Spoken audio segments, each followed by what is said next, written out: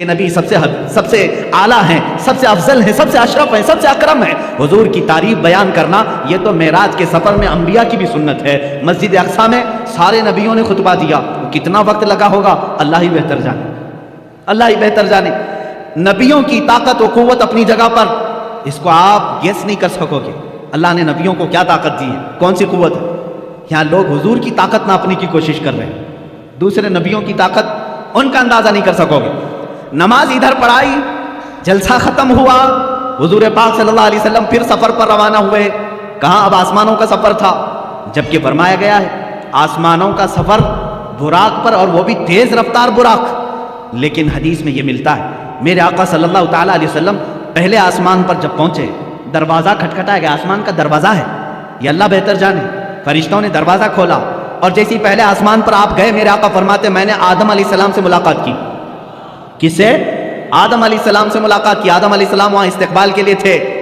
ہر آسمان پر اللہ کے نبی صلی اللہ علیہ وسلم نے ایک ایک نبی سے ملاقات کی، حضرت یوسف علیہ السلام سے، حضرت عیسیٰ علیہ السلام سے، ساتویں آسمان پر حضرت ابراہیم علیہ السلام سے۔ یہ ہر آسمان پر ایک ایک نبی سے ملاقات کی، اور ان نبیوں نے وہاں میرے آقا کا استقبال کیا۔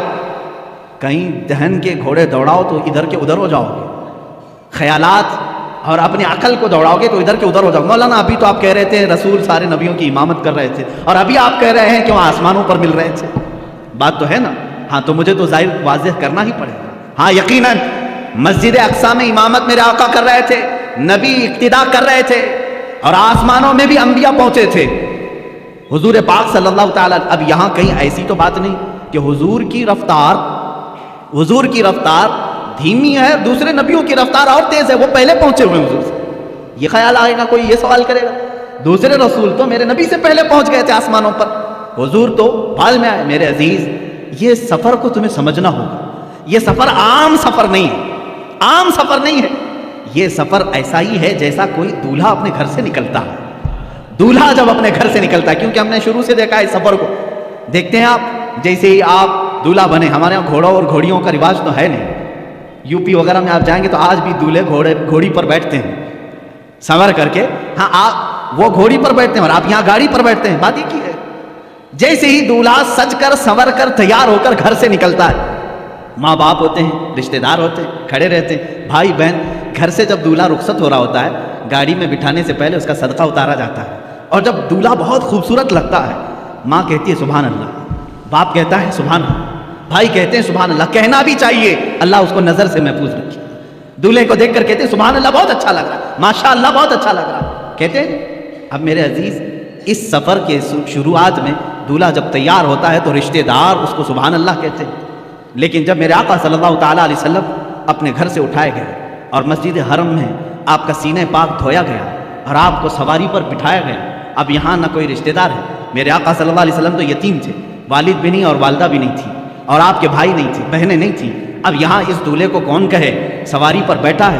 تب ہم نے قرآن کے 15ویں پارے کو پڑھا، اللہ فرما رہا ہے سبحان الذی اسریٰ بعبدہ، یہ پارا ہی یہاں سے شروع ہوتا ہے، کوئی اور نہیں کہے گا، محبوب تمہارا خدا کہے گا سبحان اللہ، پاک ہے وہ ذات جس نے تمہیں سوار کرایا ہے۔ یہ اور شان ہے میرے مصطفیٰ کی، ہم گاڑی پر گھوڑے پر بیٹھیں، رشتہ دار سبحان اللہ کہیں، میرا نبی اگر سواری پر بیٹھے تو اللہ سبحان کہے، ان کا خالق خود کہے سبحان الذی۔ یہ سفر جو ہے باراتی اور دولہوں کا ہے۔ کبھی آپ نہیں دیکھتے کہ یہاں پر بھائی بہن سب تو دیکھ رہے تھے گاڑی پر بیٹھنے کے بعد، لیکن جب دولہا حال میں پہنچا ہے تو وہاں دیکھا یہی بھائی یہی بہنیں سب پہلے سے پہنچے ہوئے ہیں۔ کیوں؟ اس لیے کہ دولہے کا استقبال کرنا ہے، یہ سفر دولہے کا استقبالی سفر ہے۔ یہی میرے عزیزو، جب میرے آقا معراج کے سفر میں تھے، یہاں امامت تو کی مسجد اقصیٰ میں، خطبے تو سب کے سنے، لیکن جب آسمانوں پر پہنچنا تھا تو حضور کا جو گھوڑا تھا براق ہے، وہ دھیمی رفتار سے چل رہا تھا جیسے دولہے کی سواری چلتی ہے، اور انبیاء پہلے سے پہنچے ہوئے تھے، اس لیے نہیں کہ وہ نبی سے زیادہ رفتار رکھتے ہیں، اس لیے پہنچے تھے کہ دولہے کا انہیں استقبال کرنا تھا۔ یہ سفر کی حکمت ہے۔ میرے آقا صلی اللہ تعالیٰ علیہ وسلم کی یہ شان، آپ کی افضلیت ہر نبی نے تسلیم کی، قرآن نے خود ان نبیوں سے وعدہ لیا ہے۔ عزیزان گرامی وقار، اسی سفر میں آپ کو یہ بھی بتا دوں، اللہ کے حبیب صلی اللہ تعالیٰ علیہ وسلم آسمانوں کا سفر کیے، جنت آپ کو دکھائی گئی، دوزخ کے نظارے کروائے گئے، اور اس کے بعد ایک مقام ایسا آیا سدرہ کے بعد جبرائیل امین نے کہا آپ جائیں، آپ کا سفر ہے۔ جہاں سے جبرائیل کا بھی سفر نہیں تھا، رسول کریم صلی اللہ علیہ وسلم وہ پہلے شخص ہیں جنہوں نے سدرہ کے آگے کا سفر کیا۔ حضور پاک صلی اللہ تعالیٰ علیہ وسلم جس جگہ گئے اس کو کہتے ہیں لامکاں۔ لامکاں کا مطلب ہے جس جگہ کا کوئی نام ہی نہیں، تم نام نہیں رکھ سکتے اس کا۔ جنت کا ایک نام ہے، دوزخ کا ایک نام ہے، عرش کا ایک نام ہے، کرسی ایک نام ہے۔ حضور نے اس جگہ کا سفر کیا جس کو لامکاں کہتے ہیں، اس کا نام ہی نہیں۔ اب ہم نام نہیں رکھ سکتے اس جگہ کا، وہ کہاں ہے یہ وہی جانے جو سفر کیا ہو یا جس نے سفر کرایا ہو۔ اللہ رب العزت نے اپنے قرب کی منزلوں سے آپ کو ہمکنار فرمائے، یہاں تک کہ میرے آقا صلی اللہ تعالیٰ علیہ وسلم معراج کی شب ارشاد فرماتے ہیں میں نے اپنے ماتھے کی آنکھوں سے اپنے رب کی تجلیات کو دیکھا، اللہ رب العزت کی ذات کو دیکھا۔ کیسے دیکھا؟ دور سے دیکھا، بلکہ قرآن کہتا ہے فَكَانَ قَابَ قَوْسَيْنِ أَوْ أَدْنَىٰ، یہ سورہ نجم کی آیتیں۔ کانا قاب قوسین او ادنا، قوسین کہتے ہیں تیر، معلوم ہے بان اور تیر جو یہاں پر ہوتی ہے۔ فرمایا قرآن نے دو کمان کے اندر تیر رکھ کر کے مارتے ہیں نا، دو کمانوں سے کم کا فاصلہ تھا، اتنے قریب میرا حبیب آیا۔ اور کیسے دیکھا؟ موسیٰ علیہ السلام نے کوہ طور پر جو دیکھا وہ بہت چھوٹی سی تجلی تھی، اور کیسے ابھی پورا دیکھ ہی نہیں پائے تھے، پلک جھپک رہے تھے، تبھی غش کھا کر گرے۔ اور اللہ کے حبیب صلی اللہ علیہ وسلم کیسے دیکھے؟ نبی سے نہیں قرآن سے ہی پوچھیں۔ سورہ نجم میں اللہ فرماتا ہے ما زاغ البصر وما طغى، ایسا دیکھا حبیب نے کہ نہ کبھی آنکھ جھپکی نہ پلٹی، اپنے رب کو دیکھتے رہے۔ لقد رأى من آیات ربہ الکبریٰ، اپنے رب کی نشانیوں کو دیکھتے رہے جیسے پوری آنکھیں کھلی رکھ کر کے کوئی دیکھتا ہے۔ کون یہ کس نے دیکھا؟ یہ موسیٰ سے پوچھے کوئی، کس نے دیکھا؟ یہ موسیٰ سے پوچھے کوئی۔ آنکھ والوں کی ہمت پہ لاکھوں سلام۔ اسی لیے میرے اعلیٰ حضرت نے فرمایا ہے اب رسول پاک صلی اللہ تعالیٰ علیہ وسلم نے ذات خداوندی کو اپنے ماتھے کی آنکھوں سے دیکھا تھا۔ اب یہاں موسیٰ علیہ السلام کے دربار میں پھر آتا ہوں۔ موسیٰ علیہ السلام نے بہت چھوٹی تجلی دیکھی، لیکن کمال اتنی تجلی دیکھنے کے بعد بھی یہ کمال تھا کہ روایات یہ بتاتی ہیں موسیٰ علیہ السلام کی اب آنکھ میں آنکھ ڈال کر کے کوئی دیکھ نہیں سکتا تھا، اتنا جلال تھا، اتنا جلال تھا۔ اور موسیٰ علیہ السلام فرماتے ہیں رات کے اندھیرے میں 3 میل دور، 3 میل کا مطلب وہ 4.5 کلومیٹر، 4.5 کلومیٹر دور تک اگر کسی پتھر پر کوئی کالی چیونٹی چل رہی ہو، موسیٰ علیہ السلام فرماتے ہیں میں اس کو آرام سے دیکھ سکتا ہوں۔ 3 میل دور رات کے اندھیرے میں کالی چیونٹی کسی کالے پتھر پر رینگ رہی ہو، موسیٰ علیہ السلام فرماتے ہیں میری آنکھیں اسے آرام سے دیکھ سکتی ہیں۔ یہ جلوہ تھا اس ہلکی سی تجلی کو دیکھنے کا، اس ہلکی سی تجلی کو دیکھنے کا۔ اور جس نے سراپا خدا کی ذات کو دیکھا اس کی آنکھوں کے نور کا حال کیا ہوگا۔ اسی لیے میرے اعلیٰ حضرت نے فرمایا اور کوئی غیب کیا تم سے نہاں ہو بھلا، جب نہ خدا ہی چھپا تم پہ کروڑوں درود۔ اعلیٰ حضرت رحمۃ اللہ تعالیٰ علیہ نے فرمایا ہے یا رسول اللہ دل فرش پر ہے تیری نظر، سر عرش پر ہے تیری گزر، دل فرش پر ہے تیری نظر، ملکوت و ملک میں نہیں کوئی شے وہ جو تجھ پہ آیا نہیں۔ کون سی ایسی چیز ہے جو رسول پاک سے چھپی ہوئی ہے؟ موسیٰ علیہ السلام جب رات کے اندھیرے میں 3 میل دور دیکھ سکتے ہیں، اے سنیوں کیا ہمارا یہ عقیدہ نہیں ہو سکتا؟ 4000 کلومیٹر دور مدینہ طیبہ سے ہمارا آقا ہم غلاموں کو دیکھ رہا، محفل پاک کو ہماری وہ ملاحظہ فرما رہے ہیں۔ عزیزان گرامی وقار، رسول کریم صلی اللہ تعالیٰ علیہ وسلم کی افضلیت پاک انبیاء کرام علیہ السلام کی زندگیوں سے۔ اب پھر میں موسیٰ علیہ السلام ہی کی بات کروں۔ جب آپ سنتے ہوں گے معراج کے واقعات تو یہ بات تو ضرور سنتے ہوں گے 50 نمازیں دی گئی تھی حضور کو امت کے لیے تحفہ، لیکن کم کس نے کرایا؟ موسیٰ علیہ السلام نے۔ یہ 4تھے آسمان پر یا 5ویں آسمان پر ملتے تھے، حضور پاک صلی اللہ تعالیٰ علیہ وسلم سے ملاقات ہوئی، رب تعالیٰ کے متعلق پوچھا، کہا آپ کی امت یہ 50 نمازیں نہیں پڑھ سکے گی، کم کرائیں۔ 5 کم ہوئی، 5 کم ہوئی، 5 کم ہوئی، 9 مرتبہ میرے آقا گئے۔ کہاں پر؟ اپنے رب کی بارگاہ میں 9 مرتبہ۔ یہاں سب پہلے سے طے تھا نمازیں بچنی 5 ہی ہیں۔ اللہ کو تو معلوم تھا، اللہ رب العزت قادر مطلق ہے، یہ 9 مرتبہ گھومنے پھرنے کا معاملہ کیا ہے؟ اوج پر جانا میرے حضور کا ہے۔ حضور پاک صلی اللہ تعالیٰ علیہ وسلم بار بار جا رہے۔ موسیٰ علیہ السلام کو جب معلوم تھا کہ یہ امت 5 سے زیادہ نہیں پڑھ سکتی تھی، تو جب 50 حضور لے آئے تھے سیدھے کہہ دیتے اے رسول جائیں ڈائریکٹ 45 کم کرا کے آ جائیں۔ موسیٰ علیہ السلام نے ایک بار بھی نہیں کہا اور کم کرائیں، کتنا یہ نہیں، اور کم کرائیں، اور کم کرائیں۔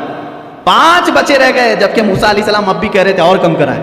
یہ حدیث پاک میں اللہ کے نبی صلی اللہ علیہ وسلم نے آخر میں فرمایا اب مجھے حیا آتی ہے کم کرانے۔ حضور نے آخر میں فرمایا اب اس کی حکمت جو سیرت نگار بزرگان دین ہیں فرماتے ہیں بات در حقیقت نمازوں کے کم کرانے کی نہیں تھی. موسیٰ علیہ الصلوۃ والتسلیم جو کوہ طور پر جلوہ دیکھ نہ سکے تھے وہ نگاہ مصطفیٰ میں دیکھ رہے تھے. میرے آقا صلی اللہ تعالیٰ علیہ وسلم کی نگاہوں میں دیکھ رہے تھے. تازہ تازہ جلوہ ہے, ابھی رب کو دیکھ کر یہ بندہ آیا ہے. اللہ رب العزت کا خصوصی بندہ, اس کا حبیب, اس کا محبوب ابھی یہ جلوہ دیکھ کر آیا ہے. رب تبارک و تعالیٰ کے جلوے ان کی آنکھوں میں سمائے ہوئے تھے. موسیٰ علیہ السلام یہ کہتے ہیں کہ انہی جلووں کو ان آنکھوں سے دیکھ لوں, پھر بھیجتے کہ تازہ پھر دیکھ کر کے آئیں گے, پھر میرے مولا کے جلوے ان کی آنکھوں میں دیکھنے کو ملیں گے. اسی لیے تو اعلیٰ حضرت نے فرمایا کس نے یہ دیکھا موسیٰ سے پوچھے کوئی. آنکھ والوں کی ہمت پہ لاکھوں سلام. حضور پاک صلی اللہ تعالیٰ علیہ وسلم نے بھی موسیٰ علیہ السلام کو منع نہیں کیا بلکہ بار بار جاتے رہے, اس لیے کہ اپنے رب کا دیدار بار بار ہوتا رہا. اللہ نے بھی یہ نہیں فرمایا ایک ہی ساتھ کم کر دیا جائے, اس لیے کہ میرا حبیب بار بار آتا رہے. یہ نمازوں کے کم کرانے کا سلسلہ تو تھا لیکن ایک دوسرے کی محبت کا بھی معاملہ تھا. موسیٰ علیہ الصلوۃ والتسلیم جو جلوہ کوہ طور پر براہ راست نہ دیکھ سکے لیکن دیکھے تو کس کے ذریعے سے دیکھے, میرے مصطفیٰ کی نگاہوں کے ذریعے سے دیکھا. اسی لیے اعلیٰ حضرت نے فرمایا وہ جہنم میں گیا جو ان سے مستغنی ہوا. ہے خلیل اللہ کو, میں کہتا ہوں ہے کلیم اللہ کو حاجت رسول اللہ کی, ہے کلیم اللہ کو حاجت رسول اللہ کی. ہر نبی کو رہی ہے میرے مصطفیٰ کی حاجت, ہر نبی کو رہی ہے میرے آقا صلی اللہ تعالیٰ علیہ وسلم کی حاجت. اور یہ بات آپ سنیں گے قیامت کے دن انشاءاللہ. اذهبوا الی غیری ہر نبی کہے گا اور سارے کہیں گے ایک ہی ہے جو آج سفارش کر سکتا ہے, تمہاری بھی کرے گا اور ہماری بھی کرے گا. وہ نام ہے محمد عربی صلی اللہ علیہ وسلم کا. عزیزان گرامی وقار, مصطفیٰ کریم صلی اللہ تعالیٰ علیہ وسلم کی افضلیت پاک. ابراہیم علیہ السلام کو اللہ نے خلیل بنایا لیکن اپنے نبی کو کیا بنایا, حبیب بنایا. اللہ کے رسول کیا ہیں, حبیب ہیں. اور ان کے بعد اب یہاں پر حضور پاک صلی اللہ تعالیٰ علیہ وسلم کے صبر کو لیں, شکر کو لیں, آپ کے تمام جلال موسوی کو, جمال عیسوی کو, حسن یوسفی کو لیں, سب چیزوں میں ایک نرالی شان دکھتی ہے. حسن کی بات آئی ہے تو عرض کرو, یوسف علیہ السلام کو حسن جو ہے معجزے میں ملا تھا. معجزہ کسے کہتے ہیں, معجزہ وہ جو عام انسان کی سمجھ میں نہ آئے, عام انسان کی سمجھ میں نہ آ سکے. یوسف علیہ السلام اتنے حسین تھے, اتنے حسین کہ لوگ یہ سمجھتے تھے, سوچتے تھے کیا انسان بھی ایسا ہو سکتا ہے, اتنا حسین. لوگ آج فلمیں بنا کر کے ان کا کیریکٹر دکھا رہے ہیں, تم کہاں سے یوسف کا ثانی لا سکو گے, نہیں پیدا کر سکو. بلکہ ان کے زمانے کے لوگ تو یہ کہتے تھے ہمیں تو یہ لگتا ہے فرشتہ ہے, بعض تو کہتے تھے کہ فرشتہ ہے, انسان ایسا کیسے ہو سکتا ہے. حسن جو ان کو ملا تھا, جمال, وہ معجزہ تھا, معجزہ تھا یوسف علیہ السلام کا حسن. اور بڑے واقعات ہیں قرآن پاک میں, پورا سورہ یوسف ہے. ان کے جمال پر کون کون فریفتہ نہیں تھا. ان کے جمال ہی نے, ان کے حسن ہی نے ان کو کنویں تک پہنچایا, کنویں سے پھر زلیخا کے گھر میں پہنچایا, بازار مصر میں, مصر کے بازار سے زلیخا کے گھر میں, زلیخا کے گھر سے جیل میں, جیل سے پھر وزارت عظمیٰ کی کرسی میں. یہ حسن ان کو اتنی منزلیں طے کراتا رہا کیونکہ حسن و جمال ان کا تھا. لیکن حاسدین بڑھتے گئے. ایک بات یاد رکھنا, کوڑھی سے کوئی حسد نہیں کرتا, کوڑھی سے کوئی حسد نہیں کرتا, حسن والے سے ہی حسد کرتا ہے. اگر تمہارا کوئی حاسد ہے تو شکر کرو اللہ کی بارگاہ میں, کوئی تو نعمت ہے میرے اندر اس لیے حسد کر رہا ہے. کوڑ والے سے کون حسد کرے گا, جو کوڑ پھٹکا ہوتا ہے اس سے حسد نہیں کیا جاتا. حسن والے سے حسد ہوتا ہے, جس کے پاس کوئی دولت ہو اس سے حسد ہوتا ہے. بہرحال یوسف علیہ السلام اس کے شکار ہوتے رہے, لیکن ان کے حسن کے متعلق قرآن کا مشہور واقعہ, زلیخا بہت فریفتہ تھیں, وارفتہ تھیں یوسف علیہ السلام پر. عورتیں تانا دینے لگی کہ یوسف جوان ہے, زلیخا شادی شدہ عورت ہے, شادی شدہ ہونے کے باوجود ایک نوجوان کے حسن کے چکر میں پڑ گئی. ان تمام تانوں کو سن کر کے زلیخا نے ایک دعوت کی تھی. دعوت میں شہر کی امیر عورتوں کو بلایا تھا, سب کے ہاتھوں میں ایک لیمو اور ایک چھری دی تھی, کہا میں جب کہوں تب یہ کاٹ دینا. یوسف علیہ السلام کو سجا سنوار کر کے اس نے اس کمرے میں بلایا. جب وہ آئے تو یوسف علیہ السلام کمرے میں جیسے ہی داخل ہوئے, زلیخا نے کہا اے عورتوں, اے بیویوں, اپنے لیمو کاٹ. عورتیں وہ حسن یوسف کو پہلی بار دیکھ رہی تھی, پہلی بار دیکھ رہی تھی, اور یوسف علیہ السلام کا جمال دیکھنے میں ایسے ماہ ہو گئیں, غرق ہو گئیں, ڈوب گئیں کہ لیمو چھوٹ گیا, انگلیاں کٹ گئیں, انگلیاں, چاروں انگلیاں کٹ گئیں, تیز چاقو دیر ہوگی, سب کٹ گئی. یوسف علیہ السلام جب چلے گئے تب انہیں لگا ارے انگلیاں کٹ گئیں. مجھے یہ بتاؤ, یہ واقعہ آپ نے سنا تھا نا, قرآن کا واقعہ, سورہ یوسف 12ویں پارے میں یہ موجود ہے, جا کر پڑھ لینا. یہ حسن یوسف ہے. لیکن آؤ حسن مصطفیٰ کے دربار میں. میرے آقا صلی اللہ تعالیٰ علیہ وسلم کا جمال کیا تھا. میرے آقا صلی اللہ تعالیٰ علیہ وسلم کے جمال کے متعلق خود میرے آقا فرماتے ہیں ان اخی یوسف अस्बह व अना मलीहुन। यूसुफ अलैहिस्सलाम निहायत ही गोरे रंग के थे। मेरे आका की जुबान से पहले सुनते हैं ना हुजूर का हुस्न कैसा है। यूसुफ अलैहिस्सलाम, हुजूर खुद फरमाते हैं मेरे भाई यूसुफ, क्योंकि सारे नबी आपस में भाई। हुजूर फरमाते हैं मेरे भाई यूसुफ उजली रंगत के थे और अल्लाह ने मुझे गुलाबी रंगत अता की है। उजली रंगत और गुलाबी रंगत में थोड़ा फर्क है। उजली रंगत जैसे जाहिर सी बात है, सूरज जब दोपहर के वक्त आ जाए हर कोई उस पर निगाहें टिकाकर नहीं रख सकता, देख नहीं सकता, है तो बहुत उजला लेकिन देखने की ताब सबकी नहीं होती। लेकिन वही रात की ठंडी वक्त जब चांद तुलू होता है, चांद की भी रोशनी सफेद है लेकिन ठंडक इतनी है कि उस पर निगाहें बांध कर देखी जा सकती। ये मेरे आका सल्लल्लाहु अलैहि वसल्लम के हुस्न का अंदाज था कि यूसुफ अलैहिस्सलाम को देखे कोई तो उनके आंखों को हो सकता है एक बार उनका हुस्न खीरा कर जाए, लेकिन मेरे आका को देखने वाले की हालत ये होती कि वो निगाहें बंद करना भूल जाता, देखता ही रहता, देखता ही रहता, देखता ही रहता। यहाँ तक कि उम्मे माबद के मुतालिक आपने सुना होगा, मदीने के रास्ते में रहने वाली एक खातून, वो हर गुजरने वाले की जियाफत करती थी। उस रास्ते से जो भी गुजरता था उसको अपने घर से खाना खिलाती थी, दूध पिलाती थी। उम्मे माबद, ये मक्का से मदीने के बीच में जो रास्ता है वहाँ घर था उम्मे माबद का। हिजरत का जब मौका था मेरे आका का, हुजूर सल्लल्लाहु अलैहि वसल्लम और हज़रत अबू बकर उसी रास्ते से गुजर रहे, रात का वक्त था, उम्मे माबद का घर आया। हज़रत अबू बकर ने कहा आका ये बड़ी मेहमान नवाज औरत है, बहुत अच्छी जियाफत करती है, एक रात यहाँ रुक जाते हैं। अल्लाह के नबी वहाँ रुक गए। उम्मे माबद ने देखा मेहमान आए, इत्तेफाक ऐसा, उम्मे माबद कहती है मेरी ज़िंदगी में पहली रात ऐसी आई थी जब मेरे घर में दूध का एक कतरा भी नहीं था, कुछ भी नहीं था, कुछ भी नहीं था। जो बकरियां थी वो उनके शौहर चराने के लिए ले गए थे, नहीं लाए, 2-2 दिन 3-3 दिन के बाद आती थी। आज ऐसा था कि एक बूढ़ी बकरी जो हड्डियां निकाली हुई थी और पेट अंदर जा चुका था, थन सूख चुके थे, वो चौखट के पास बंधी हुई थी। उम्मे माबद ने इस्तकबाल तो किया, आ जाओ क़याम करो, लेकिन खाने के लिए मेरे घर में कुछ भी नहीं है। हुजूर पाक सल्लल्लाहु ताला अलैहि वसल्लम ने फरमाया ऐ उम्मे माबद अगर तुम इजाज़त दे दो तो ये घर के बाहर बंधी हुई बकरी से मैं थोड़ा सा दूध दोह लूँ, दूध निकाल लूँ।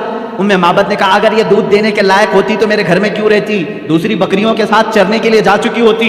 हुजूर पाक सल्लल्लाहु ताला अलैहि वसल्लम ने फरमाया तुम हमें इजाज़त दे दो, बकरियों का दूध निकालना हमारा काम है। अल्लाह के हबीब सल्लल्लाहु ताला अलैहि वसल्लम से उसने कहा अगर कतरा 2 कतरा मिल जाए तो निकाल लो, अगर कतरा 2 कतरे मिल जाए तो दोह लो। मुस्तफ़ा करीम सल्लल्लाहु ताला अलैहि वसल्लम उस बकरी की पुश्त पर अपना बायां हाथ रखा, सीधा हाथ उसकी थन पर रखा। सिद्दीक़ अकबर फरमाते हैं मेरी आंखों में अचानक ये मौजज़ा दिखा कि बकरी सेहत और तंदुरुस्त हो गई, तवाना हो गई, उसके थन दूध से भर गए। अल्लाह के हबीब सल्लल्लाहु ताला अलैहि वसल्लम दूध दोहते रहे, निकालते रहे, प्याले भरते रहे। उम्मे माबद के घर में जितने प्याले थे सब दूध से भर गए। और उस दिन उम्मे माबद कहती है मेरी सारी बकरियां मिलकर जो दूध नहीं देती थी, मेरी कमजोर बूढ़ी बकरी ने उतना दूध एक रात में दिया था। वो दूध खुद भी पिया, सारों को पिलाया। बल्कि उम्मे माबद कहती हैं मैंने अपने मोहल्ले के सारे लोगों को दूध भेजा, फिर भी मेरे घर में बचा रहा। ये रात का क़याम था मेरे आका का। दूसरी सुबह हुई, हुजूर सल्लल्लाहु ताला अलैहि वसल्लम अपने आगे के सफर पर रवाना हो गए। लेकिन उम्मे माबद का दीवानापन अब यहाँ उरूज पर आया, अब ये वरेफ्ता हो चुकी थी। एक रात का क़याम था मेरे आका का। शौहर आए, शौहर उम्मे माबद के आए, कहा है उम्मे माबद घर में भीनी भीनी खुशबू कहाँ से आ रही है, ये हल्की हल्की रोशनी कहाँ से आ रही है, घर में कुछ तो बदला बदला सा दिख रहा है। उम्मे माबद ने कहा क्यों ना बदला बदला दिखे, कल रात एक अजीब सा मेहमान हमारे घर आया था, बहुत अजीम मेहमान था। अब जो मुझे अर्ज करना है वो उम्मे माबद के अल्फाज हैं। पूछा कौन आया था? इत्तेफाक की बात है उम्मे माबद ने हुजूर का नाम ही नहीं पूछा था। कौन है आप ये पूछा ही नहीं था। वो सबसे पूछती थी लेकिन हुजूर से पूछा ही नहीं था, क्योंकि वो उस वक्त बड़ी शर्मिंदा थी कि घर में कुछ नहीं है। उसने थोड़ी देर सोचा और अपने से ही नाम खुद बना लिया। अपने शौहर से कहा कल रात जो आया था उसका नाम मुबारक था, कल जो आया था उसका नाम मुबारक था। अरबी में कहते हैं बरकत देने वाले को मुबारक। अपने से नाम रख लिया। कहा अच्छा मुबारक आया था। शौहर ने कहा मुबारक कैसा था? उम्मे माबद ने कहा बस ना पूछो कैसा था, दूर से देखो तो ऐसा लगता है करीब है, करीब से देखो तो ऐसा लगता है कि हुस्न का सारा निजाम इसी चेहरे में जमा है। और जब वो बात करे तो उनके जुबान से मुश्क अंबर की खुशबू आए, जब वो मुस्कुराए तो दांतों से ऐसी रोशनी के घर में उजाला हो जाए, जब वो पानी पिए तो ऐसा लगे कि पानी उतरता हुआ गले से नजर आए, और अपने हाथ किसी से मिलाए तो ऐसे लगे जैसे रेशम का कपड़ा किसी में रखा गया हो। उनके हर अज़ू को, उनके जिस्म को, उनके जमाल को वो बयान करती रही। मेरे पास अल्फाज नहीं है मेरे अजीजों, उम्मे माबद की हदीस पढ़ो आंखें भीग जाती हैं। मेरे नबी का जमाल वो बयान करती रही اب ابو معبد جو شوہر ہے وہ کہتے ہیں بس کر ام معبد، اتنی تعریف تو آج تک میں نے پورے عرب میں کسی کی نہیں سنی، شعر و شاعری کرنے والے بھی اتنی تعریف نہیں کرتے جتنی تعریف تو کر رہی ہے۔ اب ام معبد سے کہا اب میری زندگی کا ایک ہی مقصد ہے کہ اس مبارک سے ایک بار ضرور ملوں گا، اس مبارک سے ایک بار ضرور ملوں گا۔ کہا اس مبارک کا نہ میں نے پتہ پوچھا نہ ایڈریس پوچھا، وہ کہاں سے آیا تھا کہاں گیا یہ بھی مجھے نہیں معلوم۔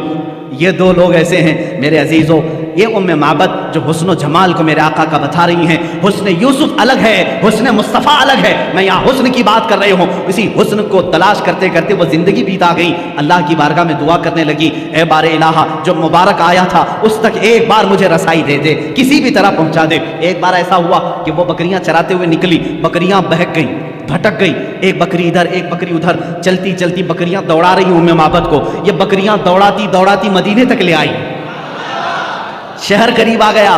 اب ام معبد رونے لگی کہ اگر شہر میں گھس گئی میری بکریاں داخل ہو گئیں تو چھوٹی چھوٹی گلیاں ہیں، میں کہاں سے پکڑ پاؤں گی، کس بکری کو ڈھونڈ پاؤں گی، کھلے میدان میں جمع تو کر سکتی ہوں، اب گلیوں میں بکریاں گئی تو کہاں سے ڈھونڈوں گی، رونے لگی۔ لیکن مدینہ آ گیا اور بکریاں شہر میں داخل ہو گئیں، سب ادھر ایک ادھر ایک گلیوں میں۔ اب ام معبد کا رونا ہچکیاں بند گئی، اب رونے لگی۔ ایک بات میں آپ کو بتا دوں کہ حضور کا دیدار اسی وقت ہوتا ہے جب کسی کا دل روتا ہے، جب کسی کا دل رونے لگتا ہے وہ مصطفیٰ کا دیدار ہو جاتا ہے۔ اسی لیے کہا ہے محمد کو ہم غم گساروں میں ڈھونڈو، محمد کو ہم غریبوں میں ڈھونڈو۔ عزیزان گرامی، ام معبد رونے لگی۔ اتفاق کی بات ہے کہ حضرت ابوبکر صدیق کا گزر وہاں سے ہو رہا تھا، حضرت ابوبکر نے دیکھا اور پہچان لیا یہ ہماری مہمانی کرنے والی وہی خاتون ہے جو مکہ سے مدینہ آنے کے وقت بیچ راستے میں تھی۔ دیکھا آپ نے پہچان لیا، پوچھا ام معبد یہاں کیسے؟ وہ بھی چونک گئی، ارے تو وہی مبارک کے ساتھ آنے والا ساتھی تھا، تو یہاں کیسے؟ کہا میں تو یہیں رہتا ہوں۔ ام معبد نے کہا وہ مبارک کہاں ہے، وہ مبارک کہاں ہے؟ حضرت ابوبکر نے کہا کون مبارک، کون سے مبارک کی بات کر رہی؟ کہا وہی مبارک جو تیرے ساتھ آیا تھا، ایک رات میرے گھر قیام کیا، ایک رات میرے گھر قیام کیا تھا۔ صدیق اکبر مسکرائے، کہا اچھا تم نے ان کا نام مبارک رکھا، اللہ نے تو ان کا نام محمد رکھا ہے، وہ محمد ہیں۔ حضرت ابوبکر صدیق ام معبد کو لے کر کے بارگاہ مصطفیٰ میں پہنچے۔ اللہ کے نبی صلی اللہ تعالیٰ علیہ وسلم کو جیسے ہی وہ اپنے آنکھوں سے دیکھنے لگی، پھوٹ پھوٹ کر کے رونا شروع کیا۔ کہا اے اللہ اب میری ساری بکریاں ختم ہو جائیں، اس لیے کہ میری زندگی کا مقصد مجھے مل گیا، اس چہرے پاک کو دیکھنا میرا مقصد تھا۔ اللہ کے نبی صلی اللہ تعالیٰ علیہ وسلم نے بے حساب اس خاتون کو عطا کیا۔ جانتے ہو وہی بوڑھی بکری، وہی ہڈیاں نکالی ہوئی بکری جو دودھ دینے کے لائق نہیں تھی، موت کا انتظار کر رہی تھی، پورے زمانے مصطفیٰ میں پورے محلے کو دودھ دیتی تھی، زمانے ابوبکر صدیق میں دودھ دیتی رہی، زمانے عمر فاروق میں دودھ دیتی رہی، زمانے عثمان ابن عفان میں جا کر کے اس بکری کا انتقال ہوا۔ عزیزان گرامی، یہ تھی میرے مصطفیٰ کریم صلی اللہ تعالیٰ علیہ وسلم کے حسن و جمال کی کیفیت کہ جو ایک بار دیکھ لے وہ زندگی پھر اسی حسن کی یاد میں گزارتے، اسی حسن کی یاد میں گزارتے۔ ارے یوسف علیہ السلام کے بھائیوں نے بھی حسن دیکھا تھا، لیکن دیکھا اس کے بعد لے جا کر کنویں میں ڈال دیا۔ زلیخا نے دیکھا لیکن اپنی شادی کرنے کا خیال کیا، جیل میں پہنچا دیا۔ بادشاہ نے دیکھا، وزیر بنا لیا، لیکن مصطفیٰ کریم صلی اللہ تعالیٰ علیہ وسلم کا جس نے حسن دیکھا وہ حضور کو خریدنا نہیں چاہا، بلکہ جو دیکھا وہ اپنے آپ کو بیچ دیا۔ یہ صحابہ نے کیا ہے۔ یوسف علیہ السلام کا حسن دیکھ کر کے لوگ کیا کر رہے تھے؟ بولی لگا رہے تھے، یہ یوسف کو ہمیں خریدنا ہے، یہ حسین ہے، یہ جمیل ہے، بہت خوبصورت ہے۔ کوئی 100 اشرفیوں کی بولی لگا رہا ہے، کوئی 1000 کی بولی لگا رہا ہے، کوئی 10,000 کی بولی لگا رہا ہے۔ یوسف کو مجھے خریدنا ہے۔ خریدنے والوں کی دوڑ ہے مصر میں، لیکن یہاں مدینے کا بازار ہے، یہاں صدیق اکبر بھی مالدار ہے، عثمان ابن عفان بھی مالدار ہے، عبد الرحمن بن عوف بھی مالدار ہے، ایسا مالدار کہ اس زمانے کے کروڑ پتی نہیں ارب پتی بھی ان کے مال تک نہیں پہنچتے، لیکن یہ مصطفیٰ کو خریدنے نہیں آئے بلکہ اپنے آپ کو اپنے مال سمیت مصطفیٰ کے بازار میں بیچنے کے لیے آئے ہیں۔ صدیق بھی کہتے ہیں آقا میرے ہر عضو پر، میرے ہر مال پر آپ کا اختیار ہے۔ عثمان بھی کہتے ہیں میرے ہر نفس پر آپ کا اختیار ہے۔ یہ صحابہ ہی کا تو نعرہ تھا، جب تک بکے نہ تھے تو کوئی پوچھتا نہ تھا، یا رسول اللہ تم نے خرید کر ہمیں انمول کر دیا۔ یہاں اپنے آپ کو بیچا جا رہا ہے، ارے وہاں نبی کو ہی خریدنے کی بات کی جا رہی ہے۔ ایک حسن خریدا جا رہا ہے اور ایک حسن پر اپنی جان فدا کی جا رہی ہے۔ اب یہاں پر اعلیٰ حضرت کا ہم کو سہارا لینا پڑتا ہے۔ امام اہل سنت، امام عشق و محبت اس کی ترجمانی کرتے ہیں، حسن یوسف پہ کٹی مصر میں انگشت زنا، اس کو سمجھنا پڑے گا، سمجھنا پڑے گا۔ اعلیٰ حضرت کے اشعار تھوڑی گاڑی اردو میں ہوتے ہیں، لیکن جب سمجھ جاؤ تو ایمان میں اضافہ بھی کرتے ہیں۔ حسن یوسف پہ کٹی مصر میں انگشت زنا، سر کٹاتے ہیں تیرے نام پہ مردان عرب۔ یا رسول اللہ، اب یہاں پر میں بتاتا ہوں یوسف علیہ السلام کا حسن ہے، یوسف علیہ السلام کا حسن نمبر 1 حسن یوسف، اس پر کیا ہوا؟ کٹ گئی۔ عورتوں نے جان بوجھ کر کے کاٹا، کیا جان بوجھ کر کاٹا؟ واقعہ میں نے سنایا، زلیخا نے بلایا، اچانک کہا کہ لیمو کاٹو، عورتوں کے ہاتھ سے لیمو گر گیا اور کٹا کیا؟ اب اس کو مجھے بتائیں، عورتوں نے کاٹا یا خود کٹی؟ کٹ گئی۔ ارے میاں، جان بوجھ کر کے کاٹنا الگ بات ہوتی ہے، اس کے لیے ہمت کی بات ہے، جگرے کی ضرورت ہوتی ہے۔ ہاں، انجانے میں کٹ جائے الگ معاملہ ہے۔ حسن یوسف کو دیکھتی رہی اور کٹ گئی ان کی انگلیاں، لیکن کس کی انگلیاں کٹی؟ عورتوں کی۔ کہاں کی عورتیں؟ مصر کی عورتیں۔ عورتوں کی بھی کیا کٹی؟ انگلیاں۔ 5 چیزیں اعلیٰ حضرت نے ایک مصرے میں بیان کی۔ پہلا والا جو مصرع ہے، کہتے ہیں حسن یوسف پہ کٹی مصر میں انگشت زنا۔ 5 چیزوں کو توجہ دو، کس پر کٹی؟ حسن یوسف پہ، یوسف علیہ السلام کے حسن پر۔ عورتوں نے، مردوں نے نہیں، عورتوں نے۔ کہاں کی عورتیں؟ مصر کی عورتیں۔ کیا کاٹی؟ انگلیاں کاٹی، یعنی خود کاٹی نہیں، کٹ گئی۔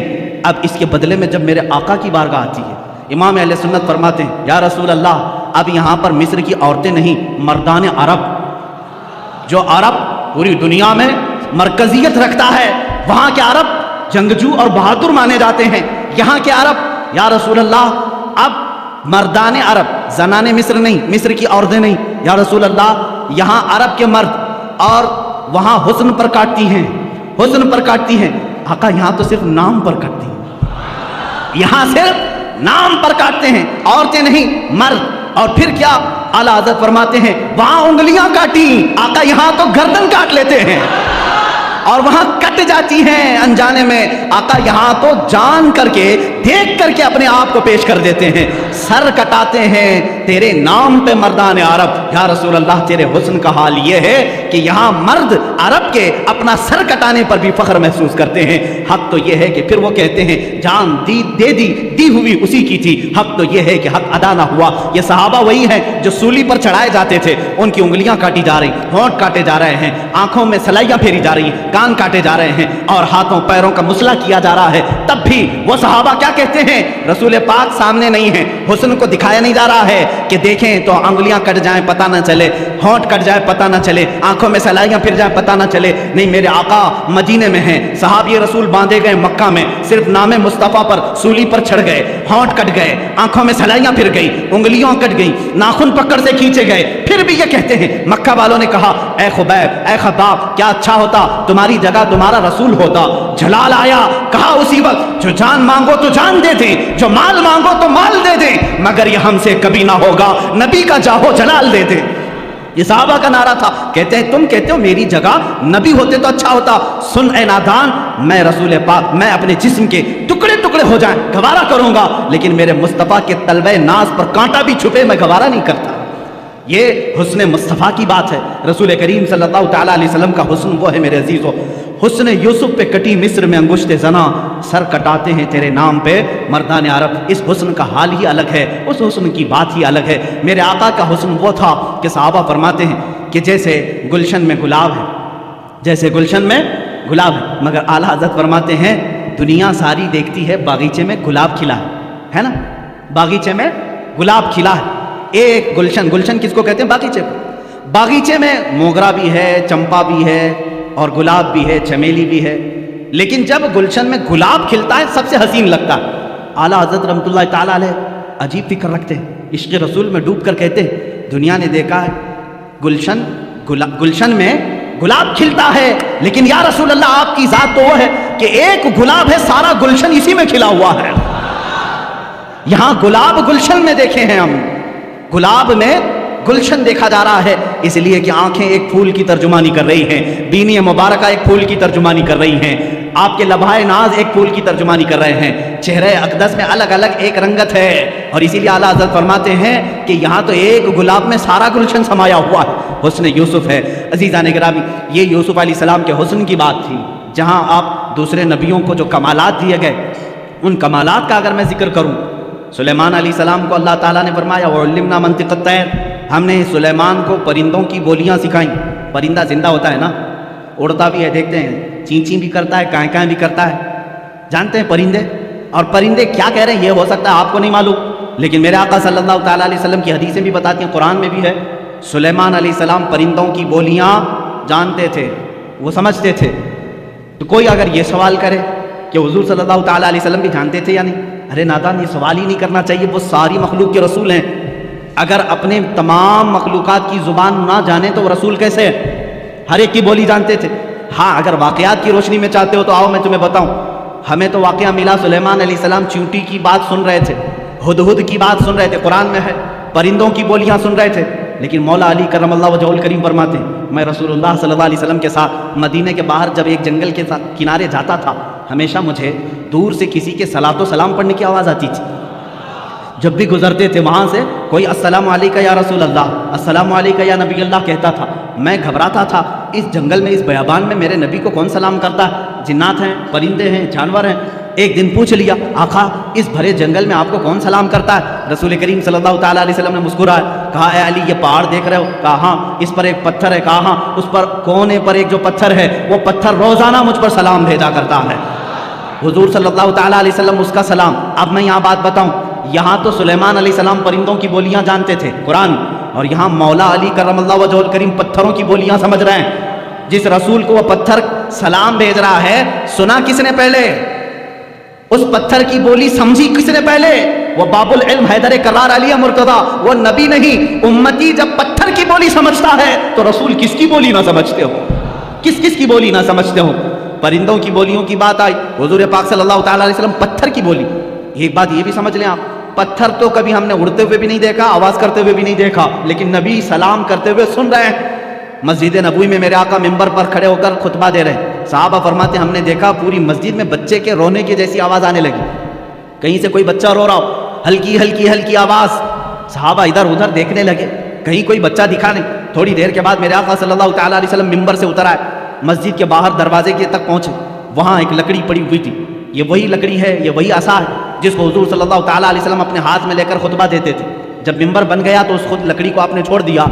حضور صلی اللہ تعالیٰ علیہ وسلم اس لکڑی کو اٹھاتے، اپنے سینے سے لگایا، اپنے کانوں کے پاس لگایا، اور پھر اس کو پکڑ کر کے خطبے کے لیے تشریف لائے. صحابہ نے پوچھا بیچ خطبے میں آپ اترے، لکڑی کو اٹھایا ہے، کیا معاملہ؟ حضور فرماتے ہیں تم نے جو رونے کی آواز سنی وہ اسی لکڑی کی رونے کی آواز تھی. یہ لکڑی میرے جدائی کے غم میں رو رہی تھی. جب تک میں اس کو ہاتھوں میں رکھتا تھا یہ خوش تھی، سارے لکڑیوں پر فخر کرتی تھی، اور جب میں نے اسے چھوڑ دیا تو یہ سسکنے لگی، رونے لگی، بلکنے لگی، اور اس کا رونا مجھ سے دیکھا نہ گیا. میں خطبہ چھوڑ کر ممبر سے اتر آیا، میں نے اس کو ہاتھوں میں اٹھایا، یہ مجھ سے کہنے لگی اے اللہ کے رسول آپ نے مجھے اپنے ہاتھوں میں رکھ کر کے عزت سے نوازا تھا، میں دوسروں پر فخر کرتی، آقا مجھے ہمیشہ اپنے ساتھ رکھیں. میں نے اس کو اپنے ساتھ رکھنے کی بات کہی، یہ لکڑی خاموش ہو گئی. عزیزان گرامی، یہ وہ رسول ہیں جو بے جان لکڑی کے رونے پر بھی ممبر سے خطبے سے چھوڑ کر نیچے اتر آتے ہیں. یہ خطبے سے لکڑی کی آواز سن سکتے ہیں. پھر وہ کیسا امتی ہے جو یہ کہتا ہے رسول امتی کی آواز نہیں سن سکتے، تو بہرا ہے، تو گونگا ہے، تیرا عقیدہ خراب ہے. ہمارا عقیدہ تو یہ ہے رسول اگر لکڑی کے رونے کو گوارا نہیں کر سکتے، میرا عقیدہ یہ کہتا ہے امتی روئے گا، میرا نبی فریاد رسی کے لیے پہنچے گا، دستگیری کے لیے آئے گا. یہاں تمہیں رہنمائی حاصل کرنے کے لیے پھر بریلی کے تاجدار کے پاس پہنچنا ہوگا. وہ کہتا ہے عاشق رسول ہم یہاں سے پکارے وہ وہاں سے سنے، مصطفیٰ کی سماعت پہ لاکھوں سلام، دور و نزدیک کے سننے والے وہ کان لالے کرامت پہ لاکھوں سلام. عزیزان گرامی وقار، یہ بولیاں سمجھنے کی بات تھی. ایک بات مکہ مکرمہ کی ہی بات ہے یا مدینہ طیبہ کی؟ مکہ میں غالباً لوگوں میں ایک بات مشہور ہو گئی کہ فلاں ایک جگہ جو پتھر ہے، مورتی ہے، اس کا پجاری یہ پوجا کرتا ہے. اچانک ایسا ہو گیا کہ وہ حضور صلی اللہ تعالیٰ علیہ وسلم کی شان میں برے برے کلمات کہہ رہا. کون؟ پتھر. مورتی بول رہی تھی، مورتی بول رہی تھی. جو پتھر کی مورتی تھی اس کی وہ پوجا کرتے تھے، عبادت کرتے تھے. مورتی بولنے لگی تو سب خوش ہو گئے جتنے دشمن تھے کہ ہاں آج ہمارا بھگوان صحیح بولا. اب تک تو ہم حضور کے بارے میں خود ہی بول رہے ہیں. پتھر بولنے لگا. یہاں تو ڈپلیکیٹ بنا کر کے بلوایا جاتا ہے. آپ یہ مت سمجھیں کہ یہ وہ زمانہ نہیں تھا کہ پیچھے سے بیٹری اور سیل لگا کر کے مورتی کو بلوایا جا رہا. سیل بھی نہیں تھا، بیٹری بھی نہیں تھی، کوئی کنیکشن بھی نہیں تھا. ہاں یہاں ہم سنتے ہیں اس طرح سے کہ کچھ خدا ایسے ہیں جو دودھ پیتے ہیں، پانی پیتے ہیں، لیکن انہی لوگوں کو معلوم بھی ہے وہ کہاں جاتا ہے پانی، کہاں جاتا ہے دودھ، جو لوگ اس طرح کی حرکتیں کرتے ہیں. لیکن مکہ میں جو ہوا وہ حقیقت میں ہوا. پتھر جو بول رہا تھا حقیقت میں بول رہا تھا. یہ وہ زمانہ نہیں ہے کہ مشین لگا کر کے بلوایا جا رہا. تو صحابہ پریشان ہوئے. جنہوں نے صحابہ سے آ کر کے کہا دیکھو تمہارے محمد کے بارے میں ہمارا خدا کیا کہہ رہا ہے، محمد صلی اللہ تعالیٰ علیہ وسلم کے بارے میں وہ کہہ رہا ہے وہ جھوٹے ہیں معاذ اللہ۔ حضور کے پاس آئے، صحابہ نے کہا آقا ایسا ایسا حادثہ ہو گیا ہے کہ فلاں پجاری کا جو بت ہے اس کا جو خدا ہے وہ بول رہا ہے، وہ بھی آپ کی شان میں برے جملے کہہ رہا ہے۔ حضور نے فرمایا ڈرتے کس بات کی ہو، چلو میں بھی سن لیتا ہوں کیا کہتا ہوں، میں بھی چلتا ہوں۔ حضور نے پیغام بھیجا، سارے لوگ جمع ہو گئے، بھیڑ جمع ہو گئی، خدا بول رہا ہے، حضور کی شان کے خلاف بول رہا ہے۔ ان کے لیے تو بڑی دلیل تھی، بڑی دلیل تھی۔ حضور صلی اللہ تعالیٰ علیہ وسلم نے یہ پوچھ لیا ان سے کہ تمہارا جو خدا بولتا ہے وہ سچ بولتا ہے؟ سبوں نے کہا بالکل سچ بولتا ہے، 100% سچ بولتا ہے۔ حضور نے یہ اقرار کروایا سچ بول رہا ہے، کہا بالکل سچ بول رہا ہے۔ اس وقت تک کیوں کہہ رہے تھے وہ؟ اس لیے کہ حضور کے خلاف بول رہا تھا۔ سارے صحابہ کو حضور لیے اور اس بت کے پاس گئے، جب پہنچے تو بڑی بھیڑ تھی، بھیڑ ہٹائی گئی۔ جب میرے آقا سامنے آئے تو بت چپ ہو گیا، کچھ بھی نہیں بول رہا، کچھ بھی نہیں بول رہا، اس کی زبان سے کوئی لفظ نہیں آ رہا ہے۔ حضور نے فرمایا بہت شور تھا، بہت افواہ تھی کہ بولتا ہے کچھ بھی نہیں بول رہا ہے۔ کہاں بول رہا ہے؟ کہا صبح سے بول رہا تھا، پتہ نہیں ابھی کیوں خاموش ہو گیا۔ اب پجاری ہون کرنے لگ گیا، اس کو راضی کرنے کے لیے اب چڑھائی شروع ہو گئی۔ اے خدا ہے میرے بھگوان بول، کچھ تو بول، عزت کی لاج رکھ لے۔ جس کے بارے میں بول رہا تھا وہ آ گیا، اب سامنے بول۔ سامنے نہیں بول رہا تھا، کچھ بھی نہیں بولا۔ حضور صلی اللہ تعالیٰ علیہ وسلم نے پجاری کو کہا تو ہٹ جا، تو ہٹ جا، یہ بول رہا تھا۔ میں کہتا ہوں اے پتھر کیا تو بول رہا تھا؟ پھر سے بول کر سنا۔ حضور کا حکم ہوا، پتھر کی زبان سے آواز آنے لگی، اشہد ان لا الہ الا اللہ اشہد ان محمدن رسول اللہ۔ میں گواہی دیتا ہوں کہ اللہ کے سوا کوئی معبود نہیں، میں گواہی دیتا ہوں کہ محمد اللہ کے رسول ہیں صلی اللہ تعالیٰ علیہ وسلم۔ جیسے ہی آپ نے سنا، آپ نے ارشاد فرمایا لوگو تم نے کہا تھا تمہارا خدا 100% سچ بولتا ہے، سچ بولتا ہے، اب اس کی بات پر عمل کر لے جاؤ۔ لیکن غصے کے مارے اس بت کو انہوں نے توڑ دیا، مار دیا، ٹکڑے کر دیا۔ اب ہم دوسرا بنائیں گے، یہ نہیں چاہیے، یہ نہیں چاہیے، یہ گمراہ ہو گیا۔ کون گمراہ ہوا؟ خدا گمراہ ہو گیا۔ یہ نہیں چاہیے، یہ حضور کی بات کر رہا ہے، دوسرا چاہیے۔ یہ ہے جب کسی کے دل پر مہر لگ جائے وہ حقیقت کو نہیں سمجھتا۔ عزیزان گرامی اوقات، حضور پاک صلی اللہ تعالیٰ علیہ وسلم نے بلوایا کس کو؟ پرندوں کو، جانوروں کو نہیں، پتھروں کو بھی۔ سلیمان علیہ السلام کی فضیلت اپنی جگہ پر کہ ان کو پرندوں کی بولیاں سکھائی گئی، مگر میرے مصطفیٰ صلی اللہ تعالیٰ علیہ وسلم تو پتھروں اور لکڑیوں کی بھی زبان جانتے تھے، لکڑیوں کی بھی زبان جانتے تھے۔ اب آئیں حضور پاک صلی اللہ تعالیٰ علیہ وسلم کے کمالات کے اعتبار سے دو چیزیں کہہ کر کے میں اپنی گفتگو کو سمیٹتا ہوں۔ یقیناً صبر ایوب کی جب بات آتی ہے اس کا مثل کوئی نہیں ہے۔ ایوب علیہ السلام نے کمال کا صبر کیا ہے، اور صبر کا جب نام آتا ہے تو ایوب علیہ السلام کا نام ساتھ میں آتا ہے۔ آپ نے بارہا سنا ہو، اللہ تعالیٰ نے آپ کو آزمائش میں رکھا۔ اللہ تبارک و تعالیٰ نے سیدنا ایوب علیہ السلام کو ایسا نہیں کہ شروع سے بیماری میں رکھا، شروع سے ساری نعمتیں نکال لی، نہیں۔ ایوب علیہ السلام بڑے مالدار تھے، بہت اولاد والے تھے، کافی بیویاں آپ کی تھیں، 16 یا 27 بیویاں آپ کی کتاب میں شمار کی گئیں، کئی اولاد آپ کی تھی، مویشی تھے، جانور تھے، جائیدادیں تھیں، باغیچے تھے، بہت کچھ تھا آپ کے پاس۔ لیکن ایک بار اللہ تعالیٰ نے آزمائش کا حکم دیا، اب آزمایا جائے۔ پھر ان کے ایک ایک چیزیں غائب کی گئیں، ضائع کی گئیں، ان کے جانور مرے، ان کی اولاد کا انتقال ہوا، ان کی بیویاں فوت ہوئیں، باغیچے ہلاک ہو گئے، جائیدادیں ختم ہو گئی، حتیٰ کہ آپ کے جسم پاک میں بھی بیماری ڈال دی گئی، بہت تیز بخار آپ کو رہتا، یہاں تک کہ آپ کا جسم گل چکا تھا، اتنی شدت کا بخار آپ کو دیا گیا۔ لیکن اس وقت تک آپ صبر کرتے رہے، صبر کرتے رہے۔ صبر میں آپ ہی کا تو نام لیا جاتا ہے، لیکن میرے عزیزوں وہ صبر ان کا معجزہ تھا۔ لیکن میرے آقا صلی اللہ علیہ وسلم کی زندگی پاک کو اگر میں بتاؤں، مصطفیٰ کریم صلی اللہ تعالیٰ علیہ وسلم وہ ذات ہے جب وہ دنیا میں تشریف لانے والے ہیں، دنیا میں ان کے آمد سے 6 ماہ پہلے ہی ان کے والد کا وصال ہو چکا ہے، انتقال پہلے ہی ہے۔ آپ میں سے سب کے باپ ہوں گے یا ماں ہوں گی، والدین کا سایہ کتنی اہمیت رکھتا ہے جانتے ہیں آپ؟ میرے مصطفیٰ صلی اللہ تعالیٰ علیہ وسلم دنیا میں تشریف لائے تو یتیمی کی حالت میں آئے ہیں، وہ یتیم پیدا ہوئے ہیں، عبداللہ کے در یتیم ہیں، اپنے باپ کو پیدا ہونے سے 6 ماہ پہلے ہی اللہ تبارک و تعالیٰ نے ان کی روح قبض فرمائی۔ لیکن یہ صبر نہیں ہے تو اور کیا ہے؟ بچے نے آنکھ کھولی، مکہ کا ماحول ایسا تھا کہ بچوں کو دودھ پلانے کے لیے ماں کے پاس نہیں دور رکھا جاتا تھا، اس رواج کے اعتبار سے پہلے دن حضور اکرم صلی اللہ تعالیٰ علیہ وسلم کو یا دوسرے دن ہی حضور کو حلیمہ سعدیہ کی گود میں دے دیا گیا، ماں کے پاس نہیں، حلیمہ سعدیہ کے گھر جو مکہ مکرمہ سے بھی تقریباً 150 کلومیٹر کا دور کا سفر ہے۔ کون بچہ ہے آج دنیا میں جو اپنی ماں سے کو چھوڑ کر پہلے دن سفر کر رہا ہوں. پہلے دن مجھے یاد ہے جب میں 11 سال کا تھا, مجھے دور پڑھنے کے لیے بھیجا جا رہا تھا. پورا سفر روتا ہوا گیا تھا, ماں کے آنچل سے لپٹ کر کے, باپ کے سینے سے لگ کر کے, بھائیوں کو چھوڑتا ہوا دیکھ کر کے. کون غم کے آنسو نہیں روتا؟ ایک بچہ جو اپنے گھر سے جاتا ہے ہوش و آواز میں, مجھے معلوم ہے میرے عزیز و ہجرت کیا چیز ہوتی ہے. جب چھوڑ کر کے اپنے عزیزوں کو جاتے ہیں, اس رسول کو, زندگی پاک کو پڑھو. یہ صبر نہیں ہے تو اور کیا ہے؟ جو پیدائش کے پہلے دن اپنی ماں سے 150 کلومیٹر دور حلیمہ سعدیہ کے ساتھ چلے گئے. حلیمہ سعدیہ نے 2 سال اپنے گھر رکھا, دودھ پلایا, اور اس کے بعد واپس لا کر کے بی بی آمنہ کے گھر دے دیتی ہیں. سیدہ آمنہ رضی اللہ تعالیٰ عنہ حضور صلی اللہ تعالیٰ علیہ وسلم کی تربیت فرماتی رہی.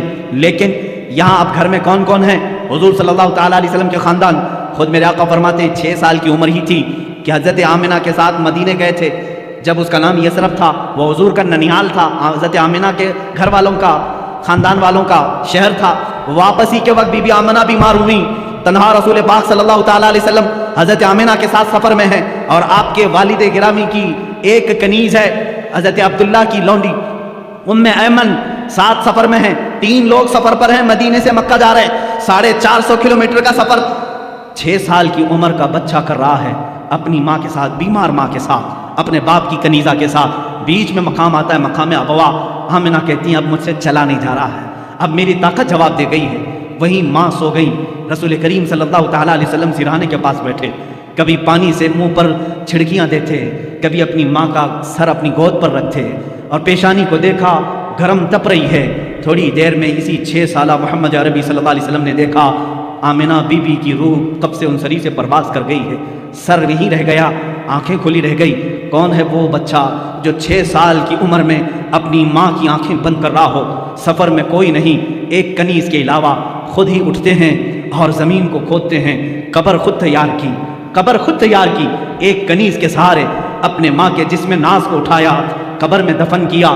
ہے کوئی مجھے بتاؤ 6 سال کی عمر میں کوئی تجہیز و تکفین کے انتظام کرتا ہو, کوئی اپنی ماں کا جنازہ اٹھاتا ہو؟ 6 سال کی عمر میں کوئی سفر کا بوجھ اٹھاتا ہو؟ 6 سال کی عمر میں وہ احمد مختار نے اپنی ماں کا لاش مبارکہ اٹھایا اور قبر میں دفن کیا, اور تنہا سفر کر کے واپس مکہ آئے. مکہ میں آنے کے بعد یہ صبر کی زندگی نہیں ہے تو اور کیا ہے؟ میرا عزیزو, صبر ایوب کی داستانیں ہم سنتے ہیں. ایوب علیہ السلام کے پاس شروع سے بہت کچھ تھا, جائیدادیں تھی, اولاد تھی, بے شمار ان کے پاس مال تھا, مگر مصطفیٰ کریم یتیمی کی حالت میں دنیا سے آئے. 6 سال کی عمر پاک میں ماں بھی دنیا سے رخصت ہو گئی. 8 سال کی عمر میں جو دادا شفیق تھے, جو دادا نہایت رفیق تھے, آپ کی سرپرستی کرتے تھے, وہ تربیت کرتے تھے, عبد المطلب, وہ بھی اس دار فانی سے کوچ کر گئے. عبد المطلب کو بھی دفن کیا. صرف چچا رہ گئے ابو طالب, جن کی پرورش میں رہے, اور تجارت کرنے کے لیے پہلی مرتبہ 12 سال کی عمر میں یہ رسول پاک نکلتے ہیں. میرے آقا صلی اللہ تعالیٰ علیہ وسلم 12 سال کی عمر سے تجارت کر رہے ہیں. اب آؤ شادی کرنے کا موقع آیا ہے. 25 سال کی عمر میں 40 سال کی بیوہ خاتون سے, جس کی آلریڈی 2 طلاق ہو چکی تھی, خدیجۃ الکبریٰ رضی اللہ تعالیٰ عنہا سے نکاح کیا. کیا یہ صبر نہیں ہے؟ یہ صبر نہیں ہے تو اور کیا ہے؟ 40 سالہ خاتون سے نکاح کیا. لیکن اگر عورتوں کا شوق ہوتا تو اسی وقت 4-5 اور کر لیتے, لیکن جب تک بی بی خدیجہ نکاح میں تھی کسی دوسری عورت سے آپ نے نکاح نہیں کیا.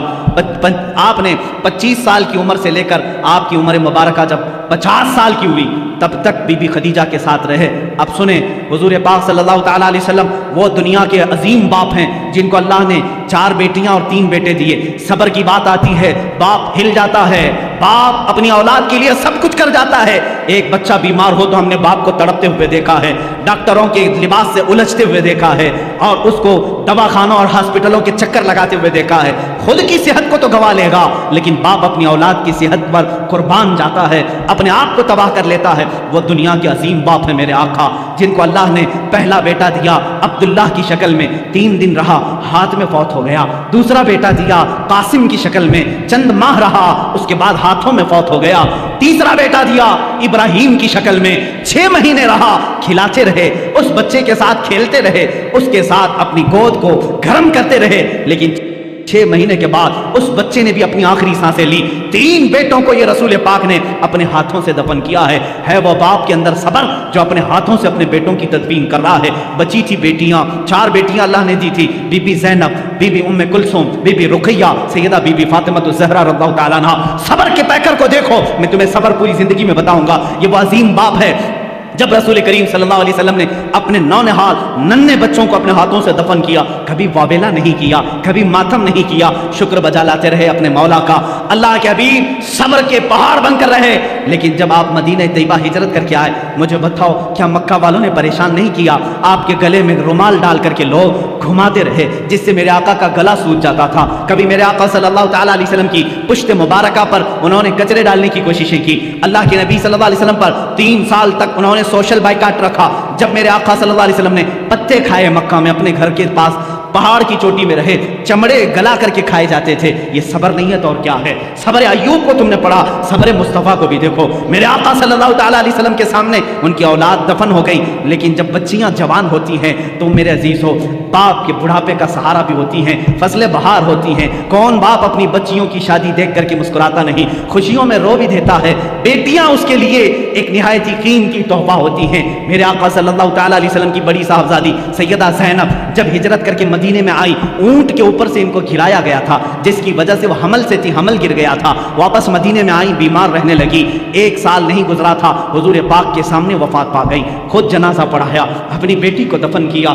جنگ بدر میں گئے ہیں، اپنی بیٹی رقیہ کو حضرت عثمان کے نکاح میں دیا تھا۔ حضرت عثمان سے کہا رقیہ بیمار ہے، میری بیٹی کی تیمارداری میں لگے رہو، میں بدر میں ہوں۔ جنگ بدر میں رہے، خبر ملی آقا آپ کی دوسری صاحبزادی رقیہ کا بھی انتقال ہو گیا۔ میرے آقا صبر کر کے میدان بدر میں رہے، دفن میں بھی شریک نہیں ہو سکے۔ واپس مدینے میں آئے، تیسری بیٹی تھی ام کلثوم، اپنے عثمان ابن عفان کے نکاح میں دیا۔ چند مہینے کے بعد ام کلثوم بیمار ہوئی۔ حضور پاک صلی اللہ تعالیٰ علیہ وسلم کی زندگی پاک میں یہ تیسری صاحبزادی بھی فوت ہو گئی۔ اللہ اللہ، مجھے بتاؤ، جس کو اللہ نے 7 اولاد دیے، اس میں ایک ایک بات دیگرے، اسی باپ نے اپنے بچوں کو دفن کیا ہے، اپنے بچوں کا جنازہ پڑھا ہے۔ 3 بیٹے اور 3 بیٹیوں کو دفن کیا، لیکن زبان سے کبھی شکوہ نہیں کیا، کبھی شکایت نہیں کیا، اف تک نہیں کیا۔ صبر ایوب کا مقام اپنی جگہ پر، صبر مصطفیٰ کا مقام اور ہے۔ میرے آقا کا صبر کا مقام اور ہے۔ آخر میں صرف فاطمہ الزہرا باقی رہی جب آپ کی وفات کا وقت تھا۔ میرے عزیزو، یہی فاطمہ زہرا سے حضور صلی اللہ تعالیٰ علیہ وسلم نے آخری وقت یہ کہا تھا، کانوں میں کچھ کہہ کر کے وہ رونے لگی، پھر بلایا، پھر کانوں میں کچھ کہا تو ہنسنے لگی۔ ماں عائشہ صدیقہ نے پوچھا تھا، فاطمہ تمہارے بابا نے کان میں کیا کہا تھا؟ فاطمہ نے کہا، پہلی بار جب انہوں نے کہا فاطمہ میں جا رہا ہوں اللہ کی بارگاہ میں رو پڑی۔ پھر بابا نے مجھے بلا کر کہا، فاطمہ میرے خاندان والوں میں سے میری وفات کے بعد سب سے پہلے تم مجھ سے ملنے کے لیے آؤ گی۔ میں ہنس پڑی کہ میری موت جلدی ہونے والی ہے۔ حضور پاک کی وفات ربیع الاول شریف میں ہوئی اور حضرت فاطمہ زہرا کی وفات رمضان مبارکہ میں۔ صرف 6 مہینے کے بعد حضرت فاطمہ بھی وصال کر گئی۔ یہ مصطفیٰ کا گھرانہ ہے۔ اسی مصطفیٰ کریم صلی اللہ تعالیٰ علیہ وسلم کے صبر پاک کے جلوے دیکھو۔ کیا نبی کونین اپنی قبر انور سے اپنے شہزادوں کی شہادت کربلا میں نہیں ملاحظہ کر رہے ہوں گے، جہاں ان کے شہزادوں کو تڑپایا گیا، بھوکا رکھا گیا، پیاسا رکھا گیا اور ان کے ٹکڑے کیے گئے، جسموں پر گھوڑے دوڑائے گئے، حسن مجتبیٰ کو زہر دیا گیا، حسین اعظم کی گردن کو جسم ناز سے الگ کیا گیا۔ کیا یہ میرے آقا نے قبر پاک سے ملاحظہ نہیں کیا ہوگا؟ عزیزان اکرامی، اگر میں صبر مصطفیٰ کو گناؤں بہت طویل داستان ہوگی، لیکن میں اتنا ضرور بتاؤں گا، افضلیت مصطفیٰ ہر شکل میں تمہیں نظر آئے گی۔ اگر اللہ نے آدم علیہ السلام کو آہو بکا دیا تھا، وہ روتے تھے، اور وہ کس لیے روتے تھے؟ آدم علیہ السلام اپنی اس بات پر روتے تھے جو آپ نے گندم کھایا تھا جنت میں، درخت کا پھل کھایا تھا، اس بات پر 300 سال روتے رہے، لیکن مصطفیٰ بھی روتے رہے، زندگی پر روتے رہے، لیکن کس کے غم میں روتے رہے؟ امتی امتی امتی امتی کہتے کہتے روتے رہے۔ یہ ناز الگ ہے، اسی لیے امام اہل سنت نے کہا ہے، اللہ کیا جہنم اب بھی نہ سرد ہوگا، رو رو کے مصطفیٰ نے دریا بہا دیے ہیں۔ میرے عزیزو، رونے میں آپ بے مثال ہیں، جانوروں کی بولیاں سننے میں بے مثال ہیں، حسن یوسف میں بے مثال ہیں، ثبات و استقامت میں بے مثال ہیں۔ اسی لیے شاعر نے جو کہا اسی بات پر میں کہتا ہوں اپنی گفتگو کو، ہاں ایک بات رہ گئی ہے، وہ عطا کرنے میں بھی بے نیاز ہیں، وہ رحم کرنے میں بے مثال ہیں، رحم کرنے میں بھی بے مثال ہیں۔ ایک ہی مثال میں بتا دوں، ایک بار موسیٰ علیہ السلام نے قارون سے کہا تھا تیرے پاس بہت خزانے، زکوٰۃ دے دے۔ اس نے کہا کچھ کم کراؤ، 25% زکوٰۃ دینی تھی۔ موسیٰ علیہ السلام نے رعایت کرائی اللہ سے کہ اس کو کچھ کم کر دے مولا۔ اللہ نے کم اتنا کر دیا کہ 1000 میں 1 روپے دے۔ کتنے؟ 1000 میں 1۔ اس کے حساب سے کیلکولیشن کیا تو قارون کے بہت سارے خزانے زکوٰۃ میں جا رہے ہیں۔ اس مالدار نے جس کی چربی چڑھی ہوئی تھی مال کی، نہیں دینے کا ارادہ کیا، موسیٰ علیہ السلام پر الزام لگایا برے کام کا، موسیٰ علیہ السلام کو جلا لایا۔ آپ نے کہا اے زمین اسے نگل جا، زمین پھٹ گئی، قارون اندر جانے لگا، وہ بار بار دعائی دینے لگا، بچا لو بچا لو بچا لو۔ موسیٰ علیہ السلام نے اس کی ایک بھی نہیں سنی۔ تو نے مجھ پر الزام لگا۔ پھر آخر میں اس نے کہا کیا میرے خزانے پر قبضہ کرنا چاہتے ہو؟ موسیٰ علیہ السلام نے زمین سے کہا ہے زمین اس کے خزانے بھی نکل جا۔ سارے خزانے بھی زمین بوز ہو گئے، قارون بھی زمین میں تہس نہس ختم ہو گیا۔ ون ٹائم ون شاٹ، یہ موسیٰ علیہ السلام۔ اس سے پہلے بھی ایک فرعونی کو ایک گھونسا مارا تھا آپ نے، وہ مر ہی گیا تھا۔ مصطفیٰ کریم صلی اللہ علیہ وسلم ہجرت کر کے مدینہ جا رہے ہیں، لالچ میں کئی لوگ پیچھے پڑ گئے تھے، ایک شخص سراقہ یہ بھی پیچھے آ گیا، دوسرے تو کوئی پا نہیں سکے، سراقہ پا لیا۔ حضرت ابوبکر نے کہا آقا سراقہ دیکھ لیا ہے، وہ تیر کمان لے کر کے آ رہا ہے، ہمیں گرفتار کرنا، کیونکہ مکہ والوں نے کہا تھا جو محمد اور اس کے ساتھی کو لے آئے گا 100 اونٹ انعام میں دیے جائیں۔ حضور نے کہا اچھا اسی لالچ میں آ رہا۔ حضور نے بھی فرمایا اے زمین سراقہ کو پکڑ لے۔ موسیٰ علیہ السلام نے قارون کو کہا تھا، میرے آقا نے سراقہ کو کہا، زمین کھل گئی، سراقہ گھٹنے تک چلا گیا۔ لیکن یہاں معاملہ الگ ہے، سراقہ نے کہا اے محمد تم کریم ابن کریم ہو، تمہارا معاف کرنے میں کوئی مثل نہیں ہے، مجھے معاف کر دو، میں اپنے ارادے سے باز آتا ہوں۔ حضور پاک نے کہا اے زمین سراقہ کو چھوڑ دے، یہ شان مصطفیٰ ہے، یہ شان مصطفیٰ ہے، سراقہ کو چھوڑ دے۔ زمین کھل گئی، سراقہ باہر آیا، لیکن ارادہ پھر بدلا، تھوڑی دیر کے بعد وہ پھر پیچھے پڑ گیا۔ حضور نے کہا اے زمین سراقہ کو پکڑ لے۔ اب کی بات زمین پھنس شک ہوئی، سراقہ کمر تک اندر چلا گیا، پھر رونے لگا اے محمد تم کریم ابن کریم ہو، معاف کرنے میں تمہارا کوئی مثل نہیں۔ حضور نے کہا اے زمین سراقہ کو چھوڑ دے۔ زمین کھل گئی، پھر سراقہ نکل گیا، جا رہا تھا، سوچا ایک بار اور ٹرائی کر لیں، تیسری بار پھر پیچھے پڑ گیا، پھر قریب آیا۔ حضور نے فرمایا اے زمین سراقہ کو پکڑ لے۔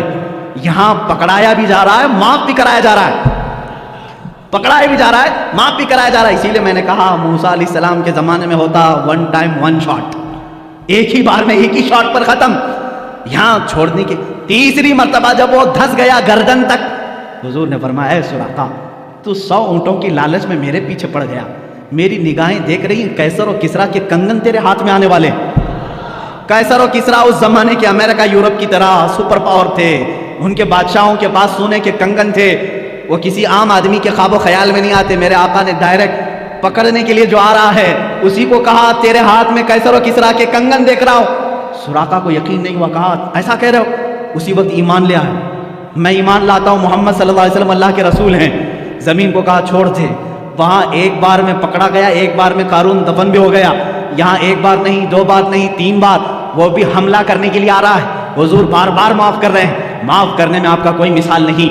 یہاں تک کہ حضور کی وفات کے بعد قیصر و کسریٰ پتہ نہیں ہوئے، صدیق اکبر کے زمانے میں قیصر و کسریٰ پتہ نہیں ہوئے، عمر فاروق کے زمانے میں چل کر کے سراقہ بہت بیمار ہو گئے۔ اب یہ سراقہ صحابی رسول ہیں، پکڑنے کے لیے گئے تھے لیکن صحابی رسول ہوئے۔ یہی تو بازار مصطفیٰ کی بات ہے، جو جان لینے جاتا ہے وہ جان دے کے آتا ہے۔ حضور پاک صلی اللہ تعالیٰ علیہ وسلم کے صحابی ہیں، ادب سے ہم کہتے ہیں سراقہ بہت بیمار ہو گئے، لوگوں نے کہا چلو آخری وقت عیادت کرنے کے لیے سب آئے، آخری وقت لوگ دیکھنے کے لیے آتے ہیں، لوگ آنے لگے۔ سراقہ نے کہا کیوں آ رہے ہو؟ کہا آخری وقت تیمارداری عیادت کے لیے آ رہے ہیں ہم۔ کہا سب کو بھگایا، جاؤ میں مرنے والا نہیں ہوں، جاؤ میں نہیں مروں گا۔ کہا اتنے کانفیڈنس کے ساتھ، کہا ہاں اس لیے کہ میرے نبی نے فرمایا سراقہ تیرے ہاتھ میں قیصر و کسریٰ کے کنگن دیکھ رہا ہوں، ابھی میرے ہاتھ میں آئے نہیں تو میں مروں گا بھی نہیں۔ یہ یقین تھا صحابی رسول کا۔ اور اس کے بعد حضرت عمر فاروق کے زمانے میں ایران بھی ٹوٹ گیا، روم بھی ٹوٹ گیا، قیصر و کسریٰ کا مال صحابہ نے مال غنیمت میں مدینے پہنچایا، اس مال غنیمت میں قیصر و کسریٰ کے کنگن بھی آئے۔ امیر المومنین عمر فاروق نے فرمایا میں نے سنا تھا رسول اللہ صلی اللہ علیہ وسلم سے یہ کنگن سراقہ کے ہاتھ میں ہونے چاہیے، لے جا کر کے ان کو پہنایا گیا اور اس کے بعد وہ خوشی سے جھومنے لگے۔ چند ہی دنوں کے بعد آپ کی وفات بھی ہوئی۔ عزیزان گرامی، یہاں بات یہ عرض کرنا چاہتا ہوں، اس رسول کا معاملہ یہ ہے، عطا کرنے میں بے مثال، رحم کرنے میں بے مثال، معاف کرنے میں بے مثال۔ اسی کو امام میرا کہتا ہے بریلی کا، میرے کریم سے گر قطرہ کسی نے مانگا، دریا بہا دیے ہیں، در بے بہا دیے ہیں، واہ کیا جود و کرم ہے شہ بتا تیرا، نہیں سنتا ہی نہیں مانگنے والا تیرا۔ حضور کی بات تو یہ ہے، چور حاکم سے ڈرے، یہاں بات الگ ہے۔ چور کس سے ڈرتا ہے؟ پولیس سے ڈرتا ہے، پکڑنے والا آیا تو چور ڈر کے بھاگتا ہے، لیکن آقا آپ کی شان ہی الگ ہے، آپ حاکم ہیں اور چور آپ ہی کے پاس چھپنے کے لیے بھی آتا ہے، یہی چھپنے کے لیے آتا ہے۔ اسی لیے امام زمن کہتے ہیں ڈھونڈا ہی کریں صدر قیامت کے سپاہی، قیامت کے دن کچھ مجرموں کو فرشتے ڈھونڈ رہے ہوں گے، فلاں مجرم کہاں ہے، فلاں وہ کام کیا تھا، یہ کہاں ہے، وہ کہاں ہے، جرموں کا اعلان ہو چکا ہوگا، فرشتے ڈھونڈ رہے ہوں گے لیکن کچھ مجرم مل نہیں رہے ہوں گے، कुछ मुजरिम मिल नहीं रहे होंगे। इसको इमाम ज़मन ने अपने शेर में यूं कहा है, ढूंढा ही करे सदरे क़यामत के सिपाही, वो किसको मिले जो तेरे दामन में छुपा हो। हुजूर कुछ मुजरिमों पर अपना दामन रखे होंगे, आका रहम करने में बेमिसाल हैं। मेरे अजीज़ों, अभी 12 दिन हैं, आप रोज़ाना मेरे मुस्तफ़ा की बात सुनेंगे, अपने ईमान को ताज़ा करेंगे। आज मैं समझता हूँ कि आज की ये महफिल, यहाँ तक मैं इस बात के साथ ख़त्म करता हूँ, ला युमकिनु सनाउ कमा कान हक़ हो, बादत खुदा बुज़ुर्ग तू ही किस्सा मुख्तसर या रसूल अल्लाह, लेकिन रज़ा ने ख़त्म सुखन इस पे कर दिया। खालिक का बंदा खल्क का आका कहूँ तुझे, हैरान हूँ मेरे शाह मैं क्या क्या कहूँ तुझे। वाखिरु दावाना अल्हम्दुलिल्लाह। मुस्तफ़ा जाने रहमत